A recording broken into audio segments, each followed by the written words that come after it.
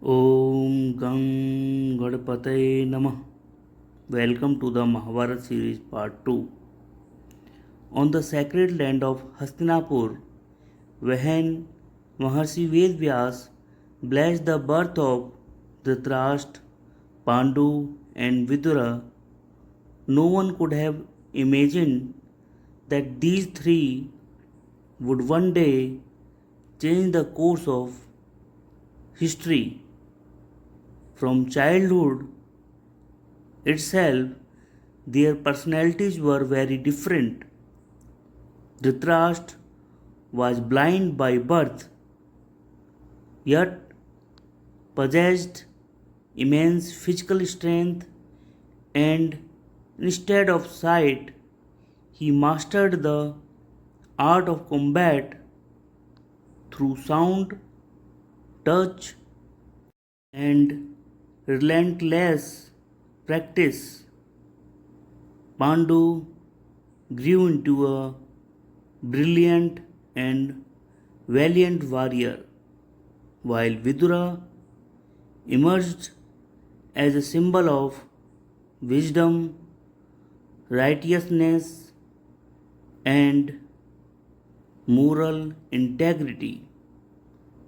As time passed and the question of throne arose, although Dhritarashtra was the eldest, he was denied kingship due to his blindness, a decision he accepted outwardly, but deep within it left a wound of pain and silent resentment that stayed with him throughout his life. Pandu was crowned king, and through his valor conquered many regions, making Hastinapur a powerful empire.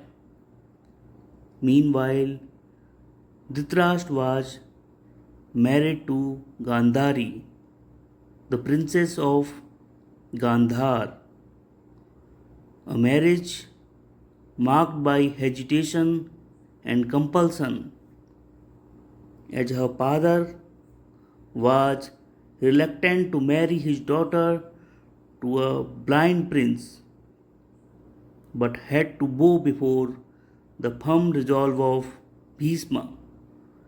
And this very incident ignited a spark of vengeance in the heart of Gandhari's brother Sakuni, which would later lead to great destruction. On the other hand, Pandu married Kunti and Madri, but a hidden and crucial event had already taken place earlier in Kunti's life. During her youth, she had received a divine boon from sage Durvasa, which allowed her to go invoke any god, and out of curiosity to test this boon, she once invoked the god Sun, and from his divine radiance a child was born, Karna, who was born with natural armor and earrings, but due to societal fear and her unmarried status, Kunti, with a heavy heart, placed the newborn in a basket and set him afloat on a river, a decision that became the greatest secret of her life. Later, a tragic turning point came in Pandu's life when, while hunting in the forest, he unknowingly killed a sage who was with his wife, and with his dying breath, the sage cursed Pandu that the moment he approached his wife, he would die. Shattered by this curse, Pandu renounced his kingdom, handed over the throne to Dhritarashtra, and left for the forest with his wives. Yet the sorrow of not having children continued to torment him. At which point Kunti revealed her boon and resolved his dilemma, invoking the gods to give birth to Yudhishthira from Dharma, Bhim from Vayu, and Arjuna from Indra. And later she shared the same mantra with Madri, who invoked the Ashwini Kumaraj and gave birth to Nakula and Sahadeva. Thus, the five Pandavas were born.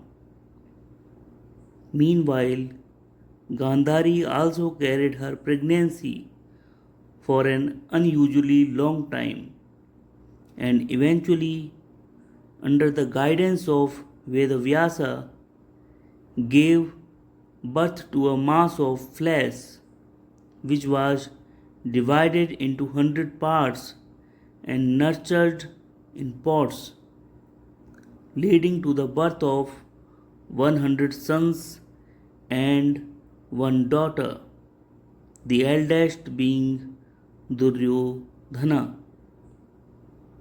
And thus, on one side stood the five Pandavas, and on the other the 100 Kauravas. Two powerful streams now existed, and when these two streams would finally collide, the storm they would create would change the fate of the world forever. To witness that epic clash, stay connected with us, subscribe to the channel. Your support is our strength. Thank you.